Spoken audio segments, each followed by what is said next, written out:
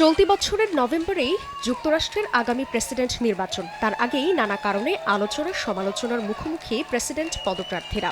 বয়স বেশি হওয়ায় দেশ পরিচালনায় সক্ষমতা নিয়ে ডেমোক্র্যাট প্রার্থী বাইডেনকে দলের ভেতরে বাইরে নানা প্রশ্নের মুখে পড়তে হচ্ছে। বাইডেনকে প্রতিদ্বন্দ্বী রিপাবলিকান প্রার্থীও কটু কথা শোনাতে ছাড়ছেন না। তবে নেতৃত্ব দিতে অযোগ্য বলে দ্য নিউ ইয়র্ক টাইমসের সম্পাদকীয় পরিষদের দাবির পর আলোচনায় ট্রাম্পের নির্বাচনী লড়াই চালিয়ে যাওয়ার ইস্যুটিও।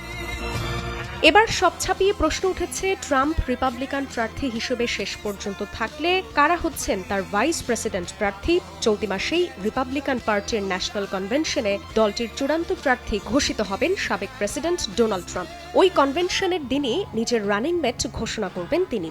যদিও প্রেসিডেন্ট প্রার্থী হিসেবে ট্রাম্পের পছন্দ অনুযায়ী ভাইস প্রেসিডেন্ট প্রার্থী মনোনয়ন দেবে দল। তার আগেই ট্রাম্পের রানিং মেট নিয়ে চলছে নানা জল্পনা কল্পনা।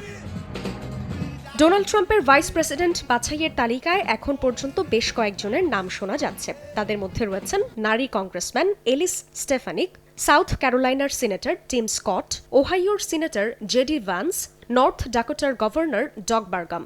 এছাড়া সাউথ ডাকোটার গভর্নর ক্রিস্টি নোয়েম, হাওয়াইয়ের কংগ্রেস সদস্য তুলসি গ্যাবার্ড। এর আগের নির্বাচনে ট্রাম্পের ভাইস প্রেসিডেন্ট প্রার্থী ছিলেন মাইক পেন্স। এবার অবশ্য সে তালিকায় পেন্সের থাকার সম্ভাবনা দেখা যাচ্ছে না, কারণ 2020 সালের নির্বাচনে বাইডেনের জয়ের ফলাফল পাল্টে দিতে কংগ্রেসে ইলেকটোরাল কলেজের আনুষ্ঠানিক ভোট গণনায় হস্তক্ষেপ করতে পেন্সকে অনুরোধ জানিয়েছিলেন ট্রাম্প। কিন্তু পেন্স তা অস্বীকার করায় তার উপর অনেকটাই ক্ষুব্ধ ট্রাম্প, এমনটা শোনা যায় মার্কিন গণমাধ্যমের খবরে। মার্কিন প্রেসিডেন্ট নির্বাচনে প্রেসিডেন্ট প্রার্থীর প্রচারণার দিকেই বেশি মনোযোগী থাকেন একজন ভাইস প্রেসিডেন্ট। এছাড়া সিনেটে কোনো বিলে ভোটাভুটিতে দুপক্ষের সমান ভোট হলে নির্ধারণী ভোট দিয়ে থাকেন ভাইস প্রেসিডেন্ট। জান্নাতুল সাদিয়া, সময় সংবাদ।